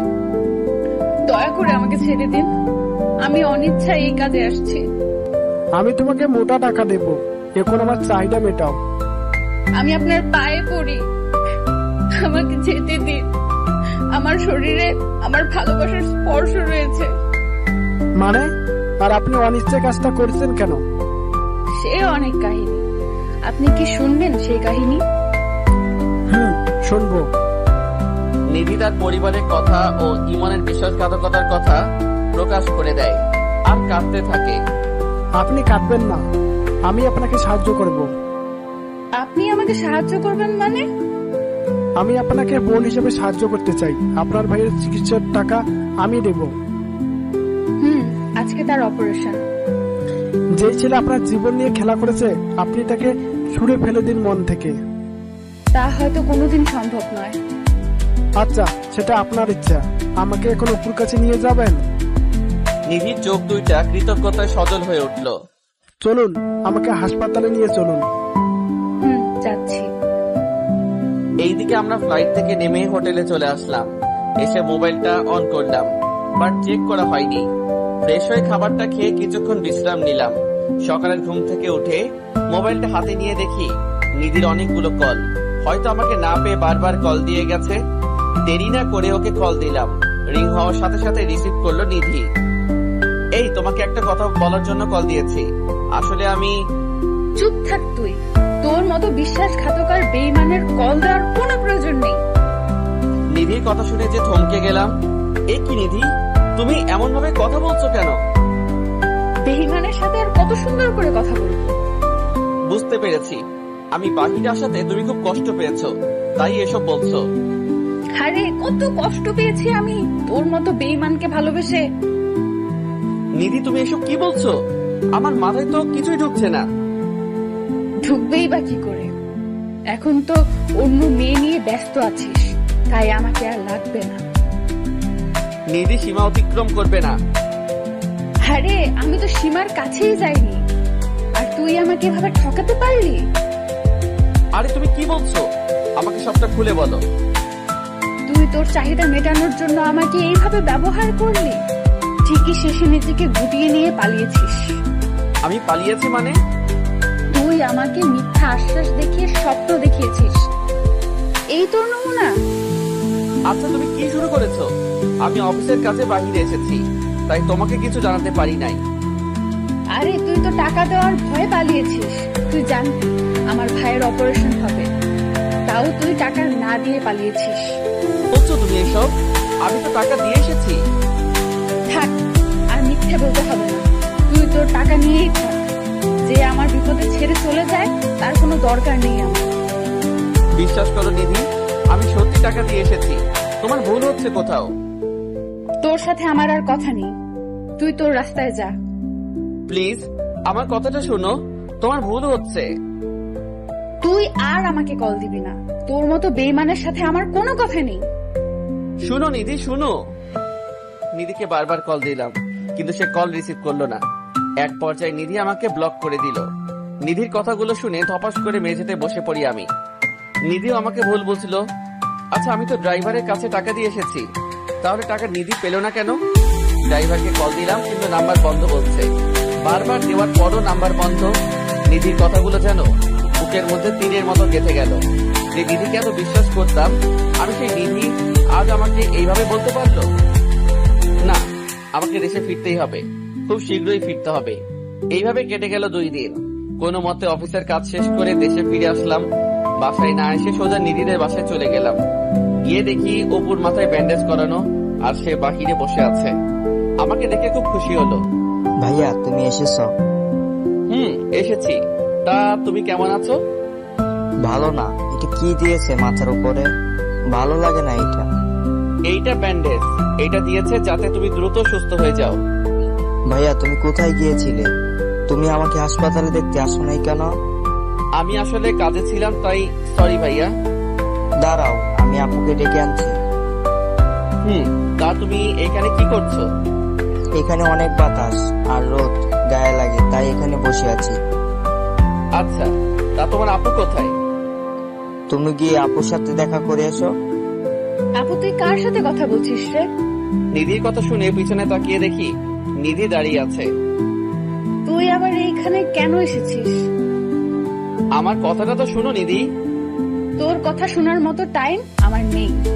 তোর মতো বিশ্বাসঘাতকের মুখ দেখাচ্ছে না দেখাই ভালো। আমি সত্যি আমার ড্রাইভারের কাছে টাকা দিয়ে এসেছিলাম তোমাকে দিবে বলে। তাহলে ড্রাইভার সেই টাকা কি করেছে? তোমাকে আবার বিকাশ করে দিয়েছে, তাই না? তুমি আমাকে ভুল বুঝতেছো।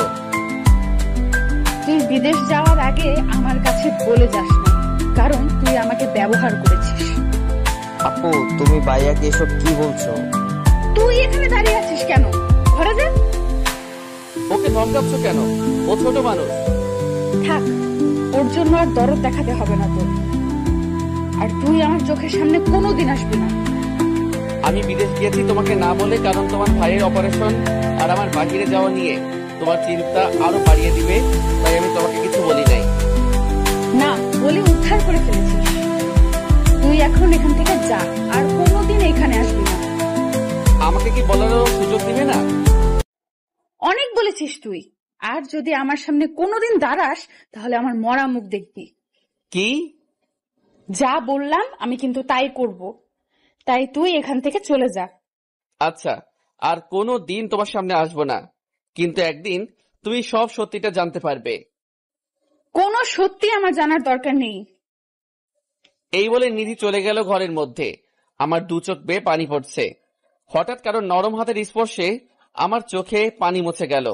তাকিয়ে দেখি অপু দাঁড়িয়ে আছে। ভাইয়া কান্না করো না, আপু খুব পচা, আমি আর আপুর সাথে কথা বলবো না।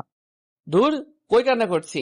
তোমার আপু তোমাকে খুব ভালোবাসে, তাই তার সাথে কথা না বললে তোমার আপু তো খুব কষ্ট পাবে। পাক কষ্ট, আপু তোমাকে কষ্ট দিয়েছে। ধুর গাধা, কই কষ্ট দিয়েছে আমাকে?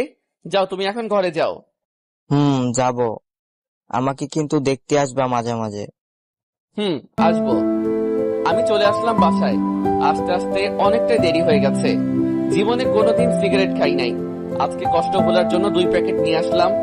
রাতের খাবারটা না খেয়ে কিছু সিগারেট খেলাম। অসহ্য মাথা ব্যথার কারণে ঘুমিয়ে পড়েছি। পরের দিন সকালে অফিসে গেলাম না। অফিস খোলা ছিল, বাট যারা দেশের বাইরে গিয়েছে তাদের জন্য কয়েকদিন ছুটি, তাই আজকে আমার অফিস নেই। সকালে কিছু হালকা খাবার খেয়ে নিলাম। খাবারটাও ঠিক মতো খেতে পারছি না।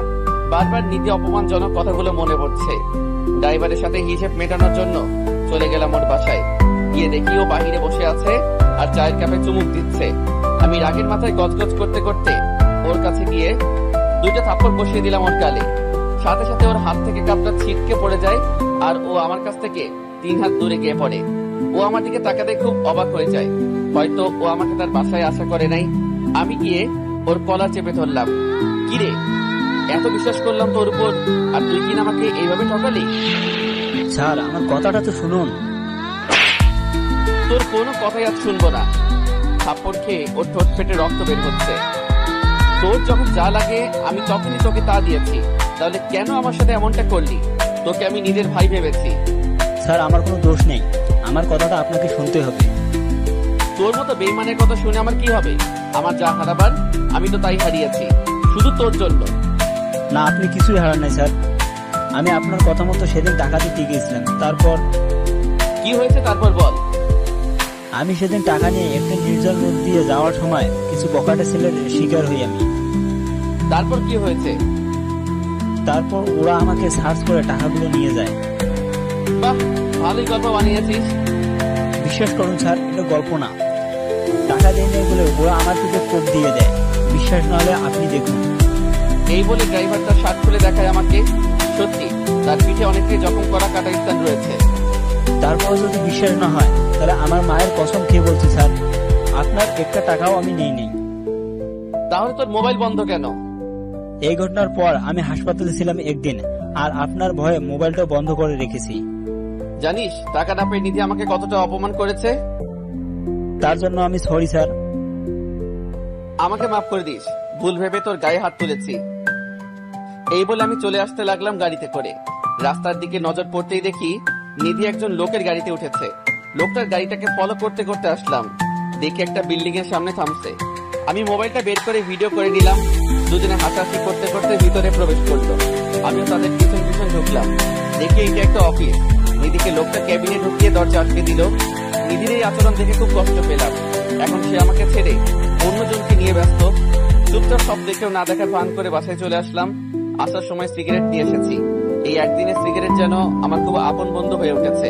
দুপুরে খাবারটাও ঠিক মতো খাওয়া হলো না। একটা সিগারেট খাচ্ছি আর মোবাইলে করা ভিডিও দেখছি। বাহ নিধি বাহ, আমাকে একটু সুযোগ দিলে না? এখন তুমি তোমার নতুন জীবন সঙ্গী নিয়ে ব্যস্ত। যদি আমার টাকা তোমার ভাইয়ের চিকিৎসার কাজে না লাগে, তাহলে তুমি এত টাকা কোথা থেকে ম্যানেজ করলে? নিশ্চয়ই নিজের শরীরটাকে বিক্রয় করে দিয়েছো ওই সঙ্গীর কাছে। তোমাকে আমি অপেক্ষা করতে বলেছিলাম, কিন্তু তুমি আমার জন্য 2 দিন অপেক্ষা করতে পারলা না। তুমি ঠিকই আমার কথা অমান্য করে অপরের সাথে রাত কাটিয়েছো। তাহলে আমি ইমন তোমাকে আর গ্রহণ করবো না। এইটাই আমার সিদ্ধান্ত যে এই মেয়ে আমার জন্য অপেক্ষা না করে নিজের শরীরটাকে বিক্রয় করে দেয়, তাকে গ্রহণ করা সম্ভব নয়। আজ থেকে নিধির জন্য আমার মনে ভালোবাসার পরিবর্তে থাকবে শুধু ঘৃণা। আজ থেকে নিধিকে আমি ভুলে যাব। সুখে থাকুক সে তার নতুন জীবন সাথীর সাথে। এইসব ভাবছি আর চোখ বেয়ে পানি পড়ছে। চোখটা মুছে আবারও সিগারেট টানতে লাগলাম। যতটা টান দিচ্ছি মনে হচ্ছে নিধির জন্য ভালোবাসা তত মুছে যাচ্ছে। সে এখন অন্যের স্পর্শে পাগল, আমার জন্য তার কিছুই নাই। সিগারেটটা খেতে খেতে মাথাটা ঘোরাতে শুরু করলো। সিগারেটটা হাত থেকে পড়ে গেলে আমি হারিয়ে গেলাম গভীর ঘুমে। না, আমাকে নিধি ভাবির ভুল ধারণা ভাঙাতে হবে। আমি চাই না আমার জন্য ইমন ছাড়া আর ওনার জীবনের ক্ষতি হোক। আমি ওনার সাথে দেখা করব। এই বলে ড্রাইভার নিধির বাসার উদ্দেশ্যে রওনা দিল। নিধির বাসায় এসে কলিং বেল চাপ দিতে নিধির মা দরজা খুলে দেয়। কে তুমি বাবা? আমাকে আপনি চিনবেন না। নিধি কি বাসায় আছে? আচ্ছা তুমি বসো, আমি নিধিকে ডেকে আনছি। ড্রাইভার ভিতরে গিয়ে বসলো। কিছুক্ষণ পর নিধি ড্রাইভারের সামনে আসলো। কে আপনি? আর আমাকে কেন দরকার? আমি ইমন স্যারের পার্সোনাল ড্রাইভার। ও, তা কিসের জন্য এখানে এসেছেন? ওকালতি করার জন্য? না, স্যারের জন্য ওকালতি করার ক্ষমতা আমার নেই। তাহলে যা বলার জন্য এসেছেন সেটা বলে বিদায় হন। আমি আপনার এখানে এসেছি আপনার চোখের কালো গ্লাসটা খুলে দিতে। আমি কোনো কালো গ্লাস পরি নাই। কালো গ্লাসটা আমার চোখের থেকে সরে যাওয়ার কারণে আমি সাদা কালো বুঝতে পারি। না, পারেন নাই আপনি বুঝতে। যদি বুঝতে পারতেন তাহলে স্যারকে এইভাবে অপমান করতেন না। তাই এসব বলার আপনি কে? স্যার অফিসের কাছে বিদেশে যাওয়ার আগে আপনার জন্য টাকা দিয়ে গিয়েছিল আমার কাছে। কথাটা শোনার পর নিধি থমকে দাঁড়ায়। অবাক চাহনিতে ড্রাইভারের দিকে তাকায়। ইমন টাকা দিয়েছিল? আমার কাছে টাকা দিয়েছিল এবং সেই টাকা নিয়ে আমি আপনার কাছে আসার সময়। চুপ করে থাকবেন না, বলুন কি হয়েছে? টাকা নিয়ে আসার সময় কিছু ছিনতাইকারী টাকাগুলো আমার কাছ থেকে নিয়ে যায় এবং আমার পিঠে কোপ বসিয়ে দেয় একটা। টাকা দিতে পারবো না বলে আমি আর আপনার কাছে আসি নাই, আর মোবাইলটাও অফ করে রাখি। কি বলছেন আপনি এসব? এতক্ষণ যা বললাম সব সত্যি, আর আপনি না বুঝে একজন মানুষকে এত কষ্ট দিলেন। দিদি ড্রাইভারের কথা শুনে চেয়ারের উপর ধপাস করে বসে পড়ে। সত্যিটা আমি বলে দিয়েছি, এবার আপনি কি করবেন সেটা আপনার ব্যাপার। এই বলে ড্রাইভার চলে আসে দিদির বাড়ি থেকে। দিদি দরজা টেনে নিশ্চুপ হয়ে কান্না করতে থাকে আর পুরোতত্ত্ব স্বীকার করছে। ছি, আমি এত নিচে নেমে গেছি, যার জন্য আমি আমার ভালোবাসার মানুষটাকে এইভাবে অপমান করলাম। আমি ইমনের সাথে যা করেছি সত্যি তা মাফ পাওয়ার অযোগ্য আমি। ইমন কি আমাকে মাফ করবে? আমি ওর হাতে পায়ে ধরবো। এই বলে নিধি কাঁদছে। না, আমাকে আর দেরি করলে চলবে না। ইমনের কাছে গিয়ে সবটা বলে মাফ চাইতে হবে। এমন মনোভাব নিয়ে নিধি বাড়ি থেকে বেরিয়ে যায় আমার বাসায় আসার জন্য। এইদিকে রাত হয়ে গেছে। আমি খাবার না খেয়ে সিগারেট খেতে শুরু করলাম। একটা না খেয়েই চলেছি, বিরতি নেওয়ার চেষ্টা করছি না। নিধি আমাকে যত অপমান করেছে তাতে আমার কষ্ট নেই। আমার কষ্ট হচ্ছে অন্য কারোর সাথে নিধি চলাফেরা করছে। এইসব যত ভাবছি মাথার রাগটা ততই বেড়ে যাচ্ছে। রাগটা কমানোর জন্য একের পর এক সিগারেট খেয়েই চলেছি। হঠাৎ অনুভব করলাম আমার মুখে সিগারেট নেই। তাকিয়ে দেখি পাশে নিধি দাঁড়িয়ে আছে আর আমার সিগারেট ওর হাতে। ওর দিকে তাকাতেই দেখি ওর চোখ কিছুটা লাল হয়ে আছে, হয়তো কান্না করেছে। ওকে দেখে রাগটা আরো বেড়ে গেল। তুমি এইখানে কি করছো? আমি সব সত্যি জানতে পেরেছি। আমি তোমাকে ভুল বুঝেছি, প্লিজ আমাকে মাফ করে দাও। আরে তোমাকে তো আগেই মাফ করে দিয়েছি আমি, এখন এখান থেকে যাও। আরে তুমি সিগারেট খাচ্ছ কেন? আমার মন চাইছে সিগারেট খেয়েছি, এতে তোমার কি? আমার অনেক কিছু কারণ, তুমি আমার সব। দিদির মুখে কথাটা শুনে মেজাজটা বিগড়ে গেল। আরে দূর রাখ তোর প্রেম, তোর মতো নষ্টা মেয়ের কোনো দরকার নেই আমার। আমার মুখে নষ্টা মেয়ে শব্দটা শুনে নিধি প্রচন্ড ধাক্কা খেলো। কি? আমি নষ্টা মেয়ে? তুই নষ্টা মেয়ে। আমার আগেই বোঝা উচিত ছিল যে পতিতাদের মনে কোনোদিন ভালোবাসা জন্মায় না, কারণ সে টাকার পিছনে দৌড়ায়। তুমি আমাকে এভাবে বলতে পারলে? পেরেছি, কারণ আমার টাকা দিয়ে অপুর অপারেশন না হলে তুই এত টাকা কোথা থেকে জোগাড় করেছিস? সেই কাহিনী লম্বা। থাক, দরকার নেই শোনার। আজকে সকালে যাকে নিয়ে গাড়িতে উঠেছিলি সে কি তোকে বিছানায় সুখ দিতে পারছে না, তাই আমার কাছে এসেছিস আবার? চুপ করো, তুমি অনেক বলেছো। তুমি, আমার কাছে প্রমাণ আছে। এই বলে ওদের ভিডিওটা দেখিয়ে দিলাম। দিদিকে খুব স্বাভাবিক মনে হচ্ছে। সে আমার ভাই হয়, সে আমাকে বোন ডেকেছে। বাহ, আমি বিদেশ যেতে না যেতে ভাই বানিয়ে ফেলেছি। তা আজকেও তো ওর সাথে ঘুরেছিলি, কি মনে করিস আমি জানি না? তুমি সব ভুল জানো। হ্যাঁ হ্যাঁ, আমি ভুল জানি, আর তুই সব ঠিক জানিস, তাই না? আমার কথাটা তো একবার শুনবা। তোর কোনো কথাই আমি আজকে শুনবো না। দিদি পতিতা নামের কোনো মেয়ের সাথে আজ থেকে আমার সম্পর্ক নেই। দিদি এবার জোর করে কেঁদে দেয়। আমাকে একটু বোঝার চেষ্টা করো, ওর সাথে আমার কোনো সম্পর্ক হয়নি। ও, তাহলে ছেলেটা তোমাকে এতগুলো টাকা দিয়ে দিল এমনি এমনি? তুমি আমার সম্পূর্ণ কথা তো শুনবা আগে। তোর কোনো কথা শোনার ইচ্ছে নেই আমার, তুই এখান থেকে যা। প্লিজ ইমন, তুমি আমাকে ভুল বুঝতেছো, প্লিজ বোঝার চেষ্টা করো। তুই কোন সাহসে তোর নষ্ট শরীর দিয়ে আমার হাত ধরলি? নিধি আমার হাতের থাপ্পড় খেয়ে মাটিতে পড়ে যায়। বাহ, আমাকে তুমি ভুল বুঝলে। এমন একদিন সময় আসবে যেদিন আমাকে তুমি অনেক খুঁজবে, কিন্তু পাবে না। আজ আমি চলে যাচ্ছি, আর কোনো দিন আসবো না। নিধি কাঁদতে কাঁদতে বাসা থেকে বেরিয়ে যায়। আমি আবার সোফায় বসে মনের সুখে সিগারেট খাচ্ছি। আজ মনটাকে খুব হালকা লাগছে পতিতাটাকে দূর করতে পেরে। যে মেয়ে আমার জন্য অপেক্ষা না করে অপরের কাছে নিজেকে সঁপে দেয়, তার কোনো দরকার নেই আমার জীবনে। রাতে শান্তির মতো ঘুমিয়ে গেলাম। সকালে উঠে মনটা ভালো করার জন্য অফিসে চলে গেলাম। অফিসে কাজ করছি, সবাই সবার মতো দুপুরের খাবার খাচ্ছে। হঠাৎ আমার নিধির কথা খুব মনে পড়ছে, কারণ ও আমাকে জিজ্ঞেস করলো খেয়েছে কিনা। মাথা থেকে নিধির ঝামেলা সরিয়ে আবারও কাজে মন দিলাম। অফিস থেকে বাসায় এসে কিছু খাবার খেয়ে নিলাম। রাতে মা কল করলো।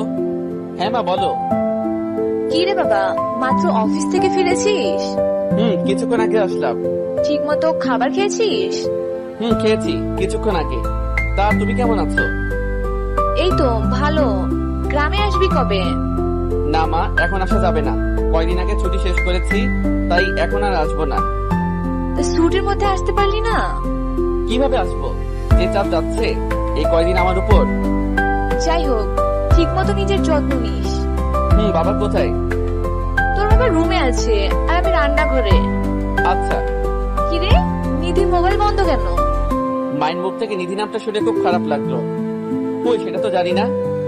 তোর সাথে কি ওর যোগাযোগ হয়? হয়তো। ও, তাহলে তো ভালোই। আর এখন রেস্ট নে, কাল আবার অফিসে যেতে হবে। ওকে, বাই। আল্লাহ হাফেজ। কলটা কেটে দিয়ে আমি ঘুমানোর প্রস্তুতি নিলাম। নিধির কথা মাথা থেকে ফেলে দিয়েছি। কয়েক ঘন্টা ওর চিন্তা মাথাতেই আসে নাই। এইভাবে কেটে গেল কয়েকটা দিন। মুখে মুখে আমি ঠিকই নিধিকে ভুলতে পেরেছি, কিন্তু মন আমার ঠিকই তাকে খুঁজে বেড়ায়।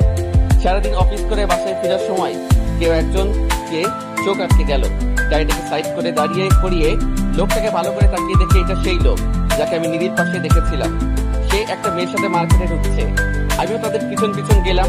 লোকটার সাথে মেয়েটা একটা ড্রেস দিয়ে ট্রায়াল রুমে গেল। আমি সেই সুযোগে লোকটার সামনে গেলাম। বাহ, চমৎকার। আর কত ভাই? কে ভাই আপনি? চিনলাম না তো আপনাকে। আপনি আমাকে চিনবেন না, কিন্তু আমি আপনাকে খুব ভালো করে চিনি। তা নিজের পরিচয়টা দিলে ভালো হতো। নিধি নামের কোনো মেয়েকে চিনেন? হ্যাঁ, চিনি তো তাকে। তা সে কোথায়? আসলে চেনার কথা। সেই প্রশ্ন আমাকে কেন করে? প্রশ্নের উত্তর তো আপনার জানা কথা।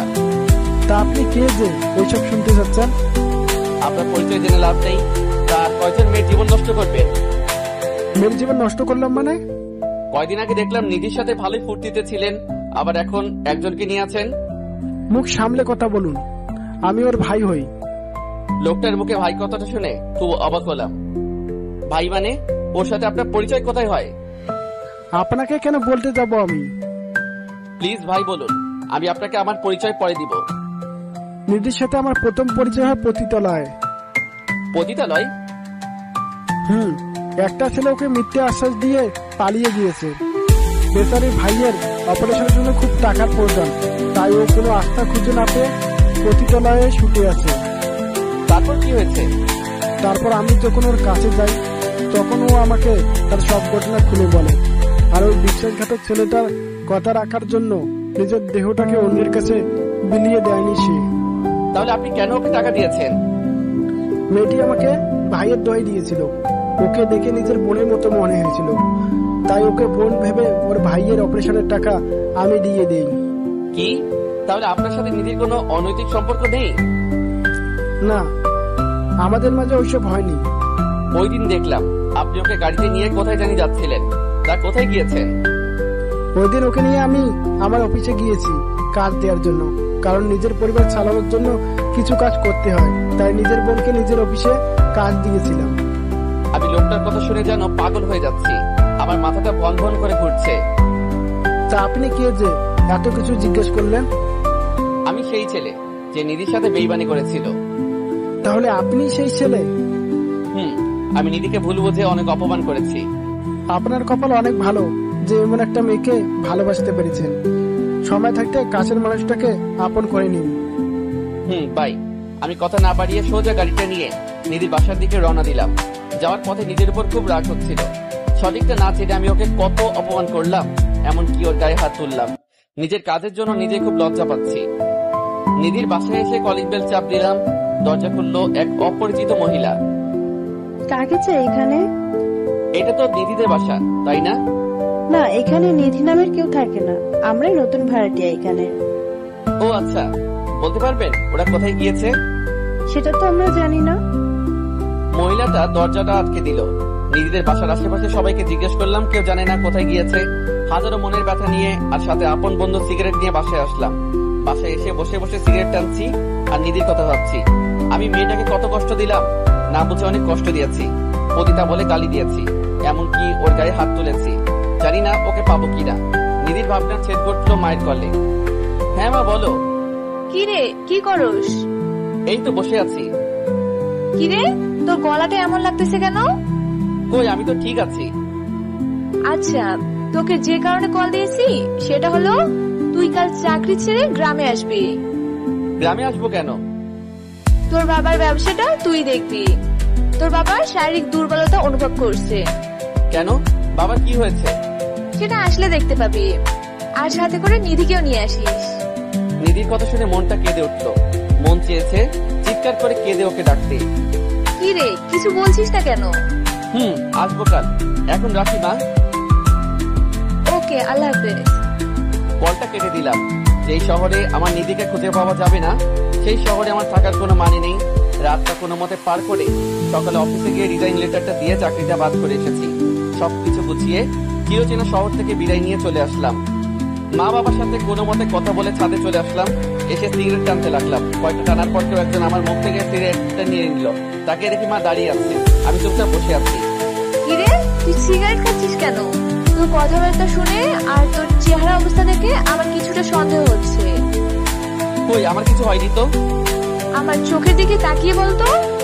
আমি মায়ের চোখে তাকালাম না। তোকে বলেছে নিধিকে নিয়ে আসতে, আনলি না কেন? নিধির কথা শুনে মাকে জড়িয়ে ধরে কাঁদতে শুরু করলাম। মা আমার অবস্থা দেখে অবাক। কি রে, কি হয়েছে আমাকে বলবি তো? মা, নিধি আমাকে ছেড়ে চলে গেছে। ছেড়ে চলে গেছে মানে? আমি মাকে আমাদের সব ভুল বোঝাবুঝির কাহিনী শুরু থেকে বললাম। তুই নিধিকে খুঁজেছিস? শহরের এমন কোন জায়গায় বাদ নেই যে আমি খুঁজিনি। আচ্ছা থাক, যে চলে গেছে তাকে না ফিরিয়ে আনাটাই ভালো। মা, তুমি তো ওকে নিজের মেয়ের মতো স্নেহ করো, তাহলে আজ তুমি এই কথা কিভাবে বলছো? যে মেয়ে ছেড়ে চলে যায় তাকে আমি আমার বউ করবো না। মা, কিন্তু। না, আর কোনো কিন্তু নেই। খাবার খেতে চল, আমরা অপেক্ষা করছি। তুমি যাও, আমি আসছি। মায়ের পিছন পিছন খাবার খেতে গেলাম। কোনো মতে খাবারটা খেয়ে রুমে চলে আসছি।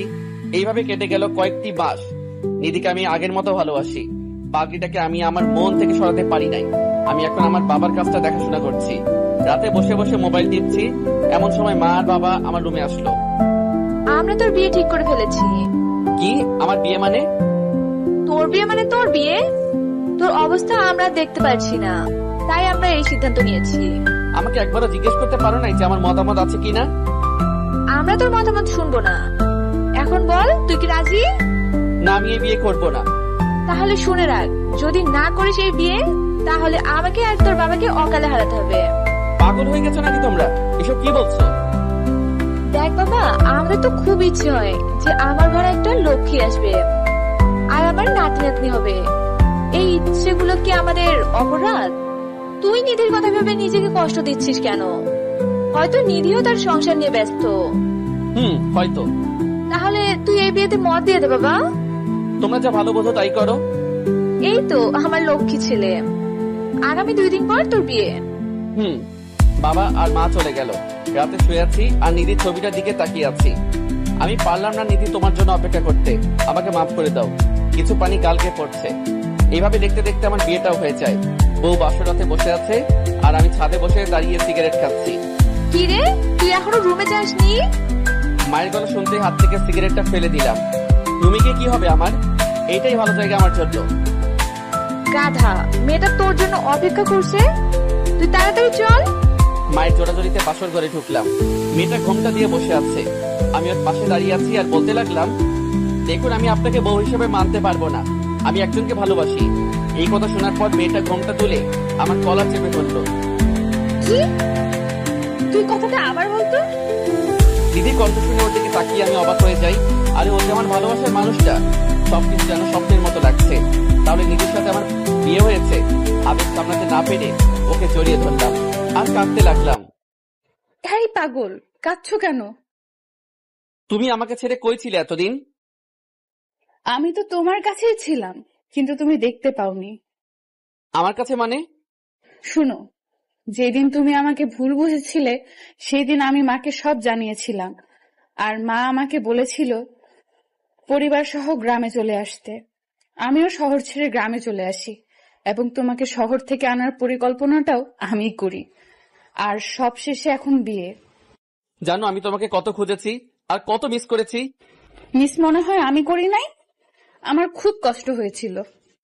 সরি সেই দিনের এত অপমানের জন্য। আসলে আমি সঠিকটা না জেনে রেগে গিয়েছি। এখন যেহেতু জেনেছো আর আমাকে বকা দিতে পারবা না। ওকে দিব না, তবে প্রতিদিন মরবো। কি? মারলে যে আমি ব্যথা পাবো। তখন বুকে টেনে নিয়ে আদর করে দিব। তাহলে এখন মারো আর আদর করো। করছি। আর আমাদের 3 জন হওয়ার ব্যবস্থা করতেছি। 3 জন মানে? কিছু না।